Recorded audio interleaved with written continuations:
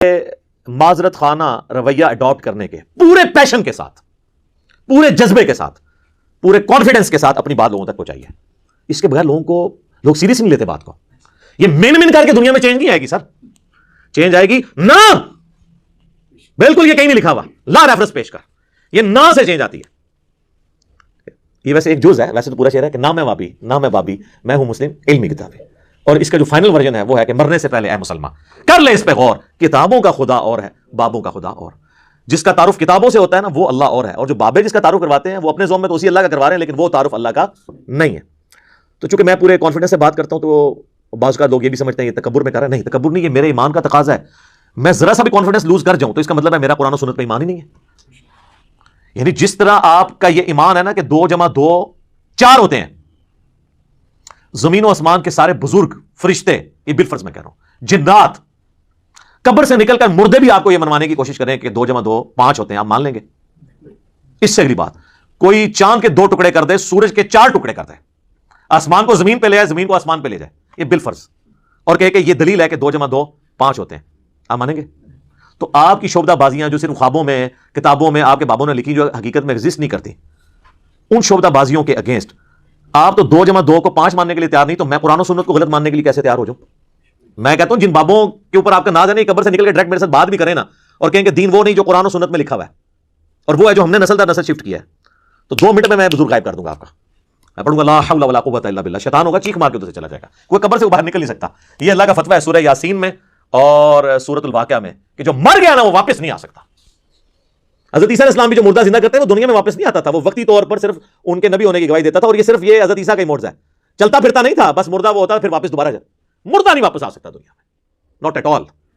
کہانیوں میں آپ جتنے مرضی واپس لاتے ہیں، وہ ہندوؤں کے پاس بھی بڑی کہانیاں اس طرح کی موجود ہیں. تو چونکہ میں پورے پیشن کے ساتھ بات کرتا ہوں نا، تو اس کے اگینسٹ انہوں نے پتہ کیا گالی ڈیوائس کی ہے، گستاخ ہے، بے ادب ہے، بات کرنے کی تمیز نہیں ہے.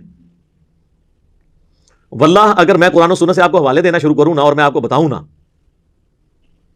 تو آپ بڑی بڑی ہستیوں پہ گستاخی کا فتویٰ لگاتے ہیں. چلے میں آپ کو حصول برکت کے لیے ایک بات بتا دیتا ہوں. صحیح بخاری میں کم از کم 4 جگہ پہ سیدنا ابو بکر کا خطبہ آیا ہے نبی علیہ السلام کی میت کے اوپر. حدیث کے الفاظ ہیں کہ سیدنا ابو بکر آئے، حجرہ عائشہ میں داخل ہوئے، سلام اللہ علیہا، نبی علیہ السلام کی مبارک چادر آپ کے مبارک چہرے سے ہٹا کر ماتھے پہ بوسہ دیا اور کہا اللہ کے نبی آپ پر اللہ 2 موتیں جمع نہیں کرے گا، ایک موت آپ کو آنی تھی وہ آ گئی، اب آخرت کی ہمیشہ کی زندگی ہے. یعنی باہر آ کر خطبہ دینے لگے تو دیکھا سیدنا عمر نے تلوار اٹھائی اور وہ کہہ رہے ہیں کہ جو کہے گا نبی علیہ السلام مر گئے ہیں میں اسے قتل کر دوں گا. تو اسی کا جواب اصل میں سیدنا ابو بکر نے دیا، کیونکہ حضرت ابو عمر سمجھتے تھے کہ رومن اور پرشین امپائر کے گرنے کی پروفیسیز نبی علیہ السلام نے کی ہیں، تو ابھی تو وہ گری نہیں ہے، آپ جا ہی نہیں سکتے. تو جس طرح موسیٰ علیہ السلام 40 دن کے لیے کوہ طور پہ چلے گئے تھے، نبی علیہ السلام بھی وقتی طور پہ گئے ہیں، ڈورمنٹ کنڈیشن میں واپس آ جائیں گے پھر. تو اس کی نفی کی کہ 2 موتیں نہیں ہوں گی، اب آپ کو چونکہ موت آ چکی ہے اب واپس نہیں آپ دنیا میں آئیں گے، اب آخرت کی زندگی ہے. اور حمد و صلات کے بعد سیدنا ابو بکر نے پہلا جو جملہ بولا پورے کانفیڈنس پورے پیشن کے ساتھ، وہ پاکستان کے قانون 295C کی جو یہ ایکسپلینیشن مانتے ہیں مولوی، اس میں تو وہ گستاخانہ بنتا تھا، میرے نزدیک نہیں ان کے نزدیک. اور ہم نے سوشل ایکسپیریمنٹ کیا ہے لوگوں سے پوچھ کے کہ اگر کوئی شخص اس طرح کہ تو لوگوں نے بہت بڑا گستاخ ہے جس نے یہ کہا ہے، تو بعد میں بتایا سیدنا ابو بکر ہے. کیا کہا؟ الا آگاہ ہو جاؤ، من کان یعبد محمدا فان محمدا قد مات، جو کوئی بھی تم میں سے محمد کی عبادت کرتا ہے یا کرے گا وہ جان لے کہ محمد مر چکے ہیں. وصال نہیں فرما چکے، مر چکے، مات. اور پھر آپ رضی اللہ تعالیٰ نے ساتھ ہی فرمایا وَمَنْ كَانَ يَعْبُدُ اللَّهَ فَإِنَّ اللَّهَ حَيٌّ لَا يَمُوتُ، اور جو کوئی اللہ کی عبادت کرتا ہے اور کرے گا وہ جان لے کہ اللہ کو کبھی موت نہیں آئے گی، وہ ہمیشہ زندہ رہے گا. اب میرا سوال ہے کہ صحابہ میں کون نبی علیہ السلام کی عبادت کرتا تھا؟ تو یہ فرضی جملہ کیوں بولا؟ یہ ہوتے تو یہ کہتے لے ممبر تو تھلے فرضی جملے بولنا ہے، شرک ختم ہو چکے اور تو سانو فرضی گلاں کرنا ہے، سانو نہیں پتا کہ عبادت کرنی ہے، فرضی جملہ ہے نا. ہاں قرآن کی آیت پیش کرنے کا تو رائٹ تھا، وہ آیت بھی پڑھی انہوں نے، انک میت و انہم میتون، سورہ الزمر آیت نمبر 30، اے نبی تمہیں بھی مرنا ہے تمہارے مخالفین کو بھی مرنا ہے. پھر سورہ ال عمران کی آیت نمبر 144 بھی تلاوت کی، وما محمد الا رسول قد خلت من قبلہ الرسل افان مات او قتل، محمد تو نہیں مگر ایک رسول، اگر یہ مر جائیں یا قتل ہو جائیں اور پاکستان میں یہ وصال فرما جائیں یا شہید ہو جائیں تو کیا تم دین سے الٹے قدم پھر جاؤ گے؟ یہ آیت انہوں نے اپنی بات کے ثبوت میں دی، یہ آیت ہی کافی تھی، اپنا فرضی جملہ کیوں بولا؟ یہ کہتا ہے نا جی حدیث میں الفاظ ہوتے ہیں نہیں آیت میں نہیں ہے، کیوں بولتا ہے؟ لیکن اس کے مخالف نہیں ہوتے ہیں، اس کو سپورٹیو ہوتے ہیں. وہ بولتا ہوں تو جناب آپ کے دماغ میں ڈرل ہوتی ہے نا سر، اس کے بغیر تو سمجھ نہیں آتی. میں جب بھی حدیث اسامہ ابن زید والی بیان کرتا ہوں بخاری اور مسلم سے کہ جب ایک میدان جنگ میں ایک کافر ان کے تلوار کے نیچے آیا تو اس نے اس کو کلمہ پڑھ دیا، پھر بھی انہوں نے اسے قتل کر دیا، اور بعد میں دل میں قلق آیا کہ مجھ سے غلطی ہوئی ہے، نبی الاسلام کو خود ہی جا کے بتا دیا کہ یا رسول اللہ اس نے کلمہ پڑھا تھا۔ آپ نے فرمایا اسامہ کیا تو نے اس کو کلمے کے بعد بھی قتل کر دیا؟ کہ یا رسول اللہ اس لیے کہ وہ ڈر کے کلمہ پڑھ رہا تھا۔ آپ نے فرمایا کیا تو نے اس کا دل چیر لیا تھا؟ اسامہ تو کیا کرے گا جب وہ قیامت والے دن کلمہ پڑھتا ہوا اللہ کے حضور تیرے خلاف مقدمہ قائم کر دے گا؟ اسامہ تو کیا کرے گا؟ اسامہ تو کیا کرے گا؟ آپ یہ جملہ ریپیٹ کرتے رہے، حتیٰ کہ حضرت اسامہ کہتے ہیں میرے دل میں خواہش ہوئی آج سے پہلے میں کافر ہوتا، آج کلمہ پڑھ کے مسلمان ہوتا اور میرا یہ گناہ تو کم از کم دھل جاتا۔ تو یہ حدیث کے اندر میں ایک جملہ بولتا ہوں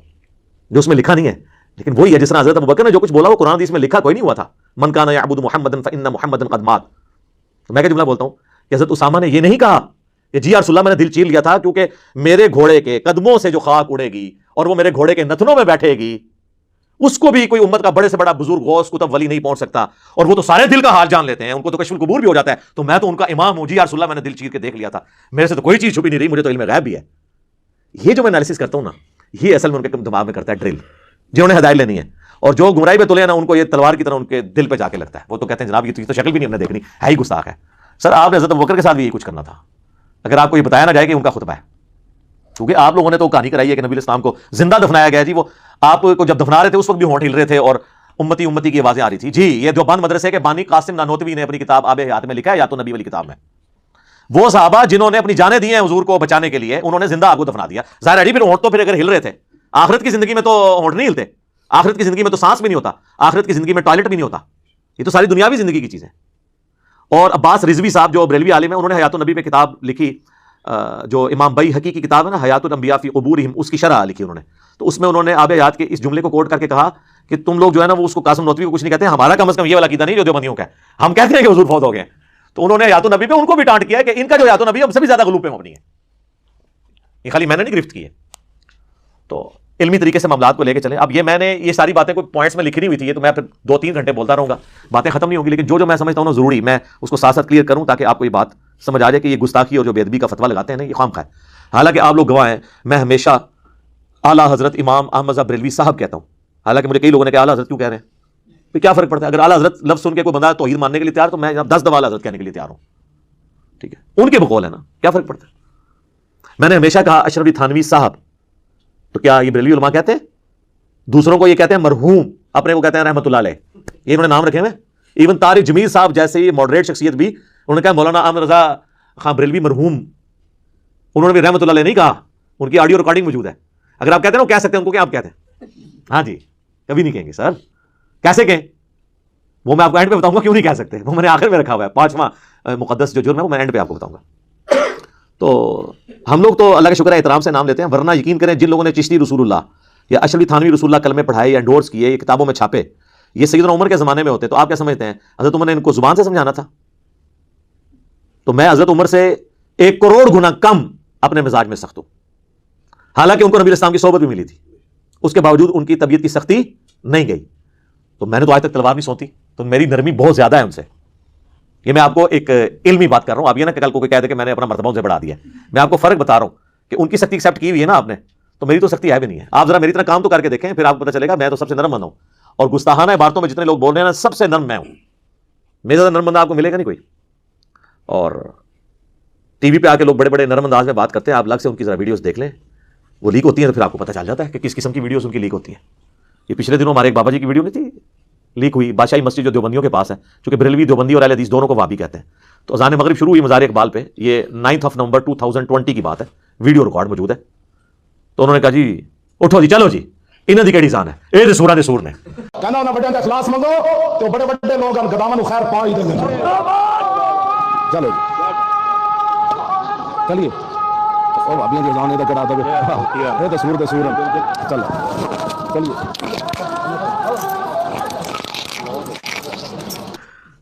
سر یہ اتنا بڑا انہوں نے اس جملے کی شرح پہ کتابیں لکھی جا سکتی ہیں جو انہوں نے کہا، ایک انہوں نے سمندر کوزے میں بند کر دیا،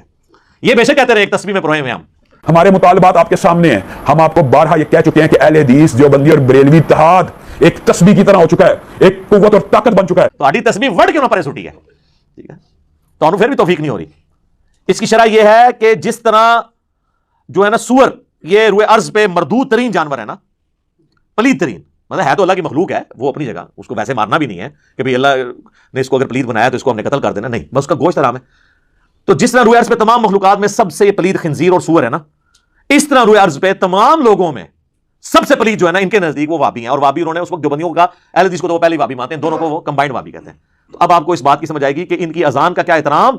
یہ تو سوروں دے سور نے، سوروں دے سور، یعنی جس طرح اس روئے ارض پہ سب سے بدترین سور ہے نا، اس طرح سوروں کے اندر اگر سب سے بدترین سور کوئی ہو سکتا ہے نا تو وہ وابی ہیں ان کے نزدیک۔ شرح سمجھ آئی؟ یہ ہم ہی کر سکتے ہیں جو خود ان کے اندر رہا ہو۔ تو یہ ان کا اپنا ہی انداز ہوتا ہے بات کرنے کا۔ میں جو کچھ بیان کرتا ہوں پیشن کے ساتھ علمی دلائل رکھتا ہوں، کبھی کبھار کوئی سلپ آف ٹنگ ہو جائے تو وہ پورے کا پورا میرا ایک سمجھ لیں نیریٹو نہیں ہوتا، اوورآل میں ہوں اعلیٰ حضرت لفظ بولتا ہوں، اشرف تھانوی صاحب بولتا ہوں، امام ابن تیمیہ بولتا ہوں، ٹھیک ہے نا؟ کبھی میں نے نہیں کہا گستاخ ابن تیمیہ اس طرح کر کے میں ایک لفظ ساتھ جوڑ بول کے تو ساتھ بولوں اس طرح، یہ تو احترام سے ایک دوسرے کا نام نہیں لیتے۔ رہے گا پیشن، تو یہ تو نبی اسلام کا سٹائل ہے، صحیح مسلم میں حدیث ہے، اور یہ حدیث امام جعفر نے روایت کی ہے امام محمد باقر سے، جو محمد بن علی بن حسین بن علی ہیں، یعنی حسین بن علی کے پوتے، امام زین العابدین کے بیٹے، اور انہوں نے جابر بن عبداللہ سے کہ نبی علیہ السلام جب کبھی بھی ممبر پر چڑھتے تو آپ علیہ السلام جب تقریر کرتے تو آپ کی آواز بلند ہو جاتی، غصے میں اضافہ ہو جاتا، آنکھیں سرخ ہو جاتی، جس طرح کوئی جرنیل اپنی فوج کو تیار کر رہا ہو۔ اس طریقے سے آپ جب بھی ممبر پہ چڑھتے تو گفتگو کرتے تھے۔ یہ پیشن والا سٹائل سنت سٹائل ہے، اس سٹائل کا مذاق اڑانا نبی اسلام کا مذاق اڑانا ہے، نعوذ باللہ۔ لیکن چونکہ ان جاہلوں کو پتہ ہی نہیں، نہ انہوں نے قرآن پڑھا نہ حدیث، یہ تو اپنی فقہ کی کتابیں اور دورہ حدیث کرتے ہیں، اور اس کے بعد پھر ان کو دورہ حدیث صحیح طرح کیا نہیں ہوتا، ان کو دورے ہی پڑھتے رہتے ہیں اپنی فقہ کے، پورا دورہ حدیث کیا ہوتا تو ان کو کچھ پتہ چلتا، ان کو فقہ کے دورے پڑھتے رہتے ہیں۔ پھر یہ صحیح مسلم میں 2005 نمبر حدیث ہے۔ تو یہ نبی اسلام کا سٹائل ہے۔ اور اس کے بعد آپ علیہ السلام کہتے ہیں میں اور قیامت اس طرح ساتھ بھیجیں گے جس طرح یہ 2 انگلیاں، اور پھر آپ کہتے ہیں فإن خیر الحدیث کتاب اللہ وخیر الہدی ہدی محمد صلی اللہ علیہ وآلہ وسلم وشر الامور محدثاتها وکل محدثۃ بدعہ وکل بدعۃ ضلالہ وکل ضلالۃ فی النار۔ یہ آپ کا خطبہ ہوا کرتا تھا صلی اللہ علیہ وآلہ وسلم۔ اب لہٰذا کسی عالم دین کے ساتھ میرا کمپیریزن نہ کروائیں، کروانا ہے آپ نے پیشن کا تو ڈاکٹر سعد صاحب سے کروائیں، تو آپ کو وہاں پہ بھی یہ سٹائل نظر آئے گا۔ رہ گیا میرے موضوعات، تو وہ تو دنیا میں کسی نے ان موضوعات کو ٹچ نہیں کیا، کیونکہ اس کے ساتھ تو بہت بڑی دنیاوی نقصانات، ایون جان کا نقصان جڑا ہوا ہے۔ لہٰذا کہنا جی طارق جمیل صاحب کتنا میٹھا بولتے ہیں، جی مجھے وہ لیکچر بتائیں جس میں انہوں نے چشتی رسول اللہ اور اشرف تھانوی رسول اللہ کا رد کیا اور بڑے میٹھے انداز میں لوگوں کو سمجھایا کہ یہ کلمات نہیں ہوتے، یا آپ بھی کہہ کے ریکارڈ کرواتے ہیں۔ تو آپ 2 مختلف چیزوں کو کمپیئر کروا رہے ہیں۔ آپ گولف کے بال کا مقابلہ کرکٹ کے بال کے ساتھ کروانا چاہ رہے ہیں، ان کے ٹاپکس ہی نہیں ہیں۔ چلیں آپ خود کر کے بتا دیں ذرا، پھر آپ کو پتا چل جائے گا آپ کے ساتھ جو ہوگی کتنا عرصہ آپ سروائیو کریں گے۔ تو میں تو اللہ کا شکر ہے پھر بھی بڑا نرم ہوں، اور اگر یہ علماء مجھے مخلص ہوتے نا سمجھانے میں، تو ہوتا یوں کہ میرے پاس آتے اکٹھے ہو کر بریلوی علماء، اور مجھے کہتے ہیں کہ دیکھیں آپ تھوڑی سی یزید کے معاملے میں نرمی کریں، آپ ہر معاملے میں اہل حدیث کو یزید والے مسئلے میں اتنا رگڑا لگاتے ہیں، ان کے بیچاروں کے چڑیا جتنے دل دکھ جاتے ہوں گے، آپ بار بار یزید کو کنڈیم کرتے ہیں، بار بار ٹھیک ہے ہم بھی مانتے ہیں کہ یزید نے برا کام کیا، لیکن اہل حدیث ہمارے بھائی ہیں، ان کے دل دکھتے ہوں گے، آپ یزید والا ٹاپک چھوڑ ہی دینا۔ یہ کہیں گے کبھی کو بریلوی کیا کہے گا؟ منڈ کے رکھو انہوں نے، چپ کے رکھو کام، انجینئر صاحب چپ کے رکھو، یہ لکھا ہوتا ہے کامنٹس میں، کام چپ کے رکھو۔ آج تک مجھے کسی اہل حدیث نے نہیں آ کے کہا کہ دیکھیں آپ علی بھائی ہر دوسرے لیکچر کے اندر آپ یہ کہتے ہیں کہ مرے ہوئے بزرگوں کو پکارنا شرک ہے، یہ قبروں پہ مزارات نہ بنائے جائیں، یہ بدعات ہیں، توحید کے اوپر آپ اتنا زور لگاتے ہیں، مزارات کی مذمت کرتے ہیں، ہر دوسری ویڈیو میں کہتے ہیں رفع الیدین کے ساتھ نماز پڑھو، یہ سنت طریقہ ہے۔ تو ہمارے حنفی جو بریلوی اور دیوبندی بھائی ہیں، ان کے چڑیا جتنے دل دکھ جاتے ہیں، آپ کو کیا ضرورت ہے رفع الیدین پہ بات کرنے کی؟ آپ چپ کر کے بس اپنا ایک بات کریں، ان کے دل دکھ جاتے ہوں گے۔ کبھی نہیں کوئی، اللہ کے فضل سے اس کے بعد بھی کوئی نہیں آ کے سمجھائے گا۔ میں تھوڑی بوتھیاں تو نالا لا لیں گے، تسی ایکٹنگ پہ کر دو یا تسی اندروں پہ بول دو، پتہ لگ جاتا ہے منو ذرا کون تو پہچان سکتا ہے، بلکہ سونگ کے بھی دس دیں گا۔ آپ نہیں مطلب سونگ کے بتا نہیں دیتے، آپ مجھے بتائیں ایک بندہ آپ کے سامنے آیا جس کے بال بکھرے ہو، اتنی لمبی داڑھی ہو اور آدھی پنڈلی تک اس نے شلوار اٹھائی ہو، تو آپ کو وہم بھی آئے گا کہ یہ بریلوی ہے؟ ہاں اسی طریقے سے ایک بندہ جو ہے خوبصورت سی ایک مٹھی کے برابر بالکل گول کر کے داڑھی اور ایک سخت سی ٹوپی اس نے پہنی اور مجھے صاف کی ہو، آپ کو یہ وہم بھی آئے گا کہ یہ جو ہے وہ اہل حدیث ہے؟ آپ کہیں گے دیوبندی تبلیغی ہے، ٹھیک ہے؟ تو وہ سب کو پتہ چل جاتا ہے شکل و صورت سے، لہٰذا وہ آپ کی بھی سونگنے کی حصہ اللہ کے فضل سے بہت زیادہ ہے، عام لوگوں کو بھی پتہ ہے۔ تو یہ آج تک کسی نے آ کے مجھے نہیں کہا، تو میں تو اللہ کا شکر ہے کہ میں علماء کے اصول اور مبادی کے اوپر ہی ان کو سمجھاتا ہوں، اس سے بہتر دنیا میں کوئی طریقہ نہیں ہو سکتا، اور یہ قرآن نے ہمیں سکھایا تعالوا الی کلمۃ سواء بیننا و بینکم۔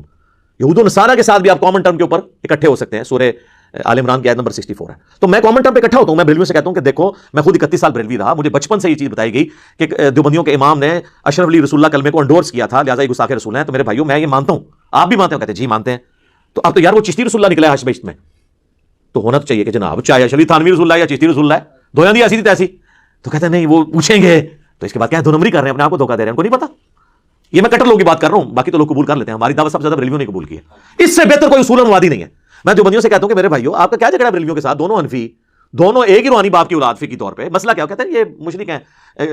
قبروں سے ان کے بڑے غلط عقیدے ہیں۔ تو میں کہتا ہوں میرے بھائی یہ تو آپ کے بھی جو سمان قاسمی کے اندر لکھا ہوا ہے کہ قاسم نانوتوی جنہوں نے مدرسہ دیوبند بنایا تھا، وہ اپنے مرنے کے 6 سال کے بعد خواب میں نہیں بیداری میں قبر سے نکلے، دیوبند کے 2 مولویوں کی صلح کروا کے واپس قبر میں چلے گئے ہیں۔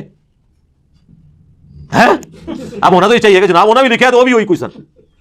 لیکن جن کو ہدایت ملنی وہ کہہ دیتے ہیں ٹھیک ہے۔ اہل حدیثوں سے میں کہتا ہوں میرے بھائیو آپ کو کیا مسئلہ ہے، وہ کہتے ہیں دیکھیں جی ہماری تو ہر چیز بخاری مسلم میں لکھی ہے، نماز کا طریقہ دیکھ لیں، فلاں چیز دیکھ لیں۔ تو ہم کہتے ہیں اچھا تو بخاری مسلم میں جو جو لکھا ہے، ہاں جی اس کی تو تمام متصل الاسناد مرفوع حدیث جو ہے قطعی السند ہیں، اور یہ تو جو بخاری مسلم کو نہیں مانتا وہ تو گمراہ ہے، اہل سنت سے خارج ہے۔ ہم کہتے ہیں ٹھیک ہے ابھی چیک کر لیتے ہیں، آپ کو بھی ٹیسٹ لگا لیتے ہیں۔ تو سر صحیح بخاری اور مسلم دونوں میں حدیث موجود ہے، اور بخاری کا اس کا طریق ہے 2812۔ ہاں جی آپ تو ویسے اس کا نمبر ہی بولے تو ساتھ ہی کھوتی مار جاتی ہے ندی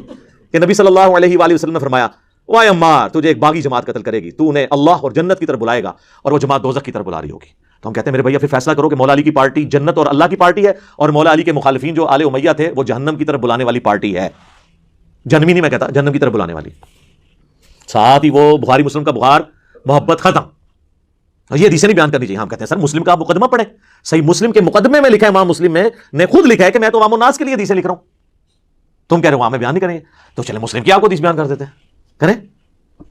جی۔ مسلم شریف میں 4776 نمبر حدیث ہے کہ عمر بن عاص خانہ کعبے کے سائے میں بیٹھے ہوتے ہیں، عبداللہ بن عمر بن عاص، اور ایک تابعی آ کے ان سے کہتا ہے عبد الرحمن بن عبد رب کعبہ، جب وہ حدیث بیان کرتے ہیں کہ امیر کی اطاعت کرنی ہی کرنی ہے، تو کہتے ہیں یہ آپ نے اللہ کے نبی سے خود سنا تھا، ان کا میں کعبے کے سائے میں بیٹھا ہوں، میرے کانوں نے نبی علیہ السلام سے یہ خود سنا تھا کہ اطاعت امیر کرنی ہے، میری آنکھوں نے حضور کو دیکھا، میرے دل نے آپ کی بات یاد رکھی۔ تو انہوں نے کہا پھر اگر یہی بات ہے تو آپ کے چچا کا لڑکا معاویہ ابن ابی سفیان، چلیں ہم تو احترام سے نام لیں گے، رضی اللہ عنہما، جو ہمارے امیر ہیں اس وقت، وہ تو ہمیں حکم دیتے ہیں کہ ہم لوگوں کو ناحق قتل کریں اور لوگوں کا مال حرام طریقے سے ہڑپ کریں، جبکہ سورہ نساء میں آیت نمبر 29 میں اللہ تعالیٰ فرماتا ہے کہ اپنوں کو مت قتل کرو، یعنی ایک دوسرے کو، یعنی ایک دوسرے مسلمان ہی ہوتا ہے اس لیے اس کو کہا کہ اپنوں کو گویا قتل کرنا ہے، ایک دوسرے کو قتل کرنا، اور ایک دوسرے کا مال حرام طریقے سے ہڑپ مت کرو۔ اب ہمیں بتائیں ہم اللہ کی بات مانیں کہ یا معاویہ کی بات مانیں؟ تو وہ خاموش ہو جاتے ہیں۔ ان کا تو خیال ہے خاموش ہو کے انہوں نے کہا ہوگا تجھے ایران سے فنڈ آتا ہے، کہیں تو انجینئر کی ویڈیو تو نہیں دیکھتا، تو نے کہیں ڈائریکٹ تو نہیں حدیث پڑھ لی؟ تو وہ سر اٹھا کے کہتے ہیں کہ جن کاموں میں معاویہ تمہیں اللہ کے حکم کے مطابق چلاتا ہے اس میں ان کی اطاعت کرو، اور جس میں وہ مخالفت کرے تم اس کی نافرمانی کرو۔ یہ حدیث جب ہم مسلم سے بیان کرتے ہیں تو یہ ماننے کے لیے تیار ہو جائیں گے،